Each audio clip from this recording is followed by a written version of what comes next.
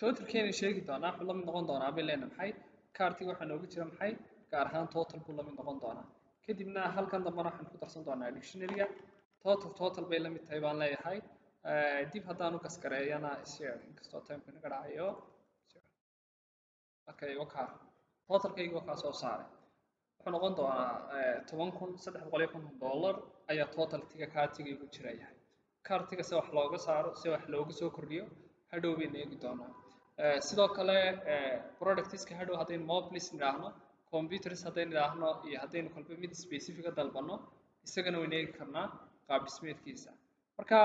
last haddaan idhaahdo tusaale ahaan category mobilis la idhaahdo aan samaysto iyadana waxaan odhan doonaa mobiliska haddaan u baahana keliya ta in laysoo helo shaqadan yar baan qaban doonaa okay waxaan odhan doonaa waxaad ii samaysaa file yar aynu idhaahno mobiles.html marka mobilekayga markaan sameeyo functionkii soo akhriyay baan horta samayn waxaan odhan doonaa waxaad ii samaysaa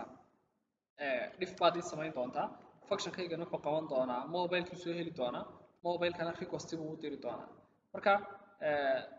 halkuu ka soo celin lahaa return render keliyaata kan computerka isaga maynaan samaysan laakiin isaga laftarkiisa haddaynu u baahano way samaysan karnaa halka waxaan odhan doonaa waxaad soo helaysaa productiska wixii ku jira kadibna waxaad noogu filter garaynaysaa maxay category hadduu la mid yahay mobile kan kale laftarkiisana isagana saasaynu odhan doonaa productiska waxaa lagu filter garaynaya haddii categorigu yahay maxay mobile ayuu inoo soo saari doonaa intaan hadday save garaysano waxaan iman doonaa uun mobileskeena kadibna waxaan iman doonaa waxaad noo samaysaa maxay extending ha dhaxlo base kadibna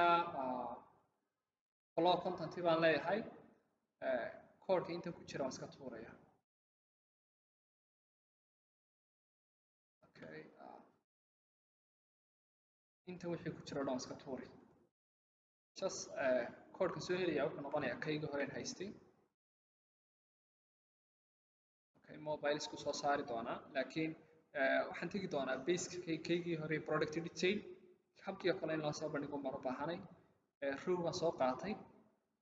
kadibna rowgayga ilaa ind4 intaasaan soo qaado copy baan odhan doonaa kadibna intan ubaan halkan dhex dhigan intaan markaan samayno wixii naga dhimi halkan aynu kaga daray tab save bay leedahay url baynu samayn doonaa isagana ina geynaya pagekan kadibna waxaan odhan doonaa waxaad geyn doontaa mobiles iyo computers marka mobiles ba hadda inoo diyaarsan base bayn ku noqon doonaa halkan mobileka hashtiisana iman doonaayo haddaan intan masaxo wuxuu i jeedinayaa in mobileka aan tegi karayo dib haddaan last u eego here fresh baan sameeyey mobiles baan galay wuxuu igu yidhi mobileka markaad raadinaysay wax yar baa kaa qaldamay maybe no product id waxaan ku daray baa laga yaabaa okay terminalkaygan eegi unexpected number but good mobile fiilka id la yidhaahdo laygu haystaa id hadda ma garan karo meel laygaga haysto laakiin here anigu id meelaan ka codsaday ma garanayo let me check categorygeena way sheegnay xogta halkay ka imanaysa way sheegnay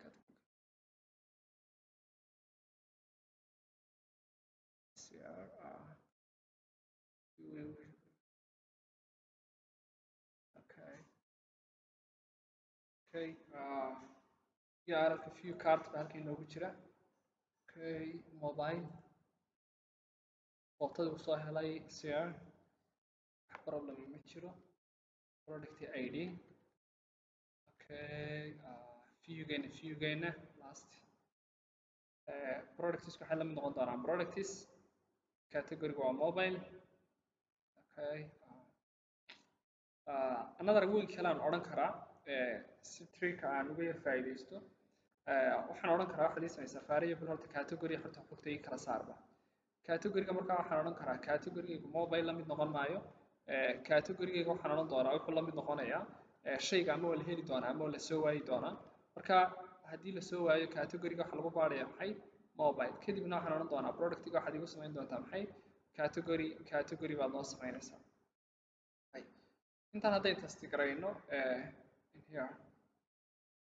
products halkana waxaynu odhan doonaa maxay waxaynu u baahanay maxay dictionary kale oo inoo haya maxay category inuu la mid yahay wuu iska ilaawi karaa isaga laftarkiisu save bay leenahay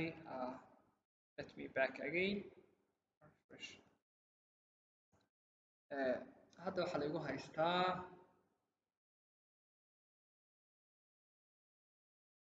baaska dariiqa la marayo mobile slash okay waqtiga dhacaya mobile okay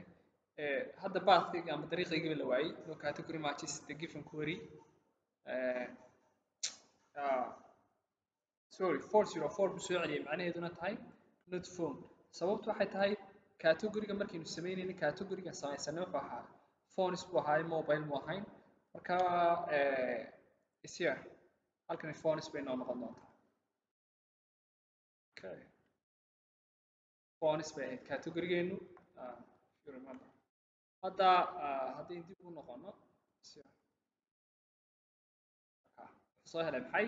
hal telephone bay noogu jiraa computerska sanoo kale baynu odhan doonaa iyagana si lamida baynu ga gaadhsiin doonaa computerska haddaynu u baahanayno waxaynu odhan doonaa intan hore iska soo qaadan karnaa just ama saasaan iska doorbidayaa okay si aan waqti badan iga dhicin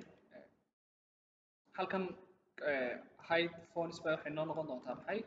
computers kadibna waxaan leenahay kan labaadna intaan kusii dari doonaa category buu la mid noqon doonaa halkan waxaan ka samayn doonaa filekii la odhanayay computers.html taasoo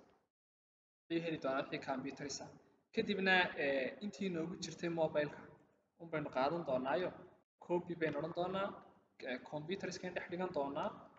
halkii mobiles inoo ahayd sare un baynu odhan doonaa waxay noo noqonaysaa maxay computers yes intan haddayn samayno last base baynu iman doonaa computerska dee halkan ka sheegaya iyagana halkan la tegaya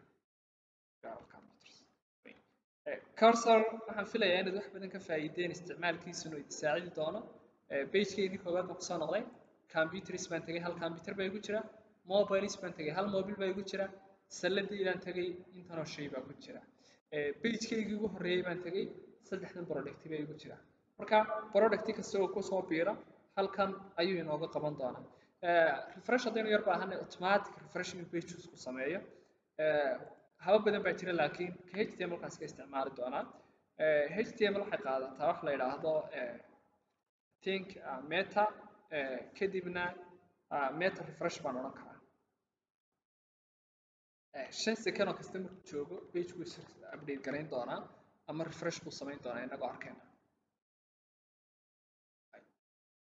marka haddaynu wax kusoo darno isagaas refresh garayn doona hadhow toole oo shaqadan qaban doona add product baynu nidhi tusaale ahaan product kale waxaan kasoo qaadaynaa inaan haysano macair qiimihiisu ma badna oo 1200 baan leenahay saas oo kale computersku ka mid yahay sawirkiisa halkan aan kasoo doortay mac open baan nidhi kadibna waa mac air baan nidhi taasoo save haddaan idhaahdo markaa timeka maadaama yar eriganayo productgaygan haddaad arkaysaan still refresh ma qaadan laakiin contentiga waxaan rabaa hal second markii gaadhaba in refresh uu inoo sameeyo ayaynu uga baahanay browserkeena yar noqon kartaa laakiin sida caadiga normalka in refresh noo sameeyo ayuu ku shaqeeyaa marka productgeeni kalena waa kan waxaad moodaa xagga sare inuu isku yar dhawaadeen hadda refreshkii inoo bilaabay waad arkaynaa kan iyo kan isku soo yar dhawaadeen baynu arkaynaa kadibna waxaan odhan karnaa shaqada laynoo qabanaya waxa weeye mar kasta ruugeenu wuxuu samayn doonaa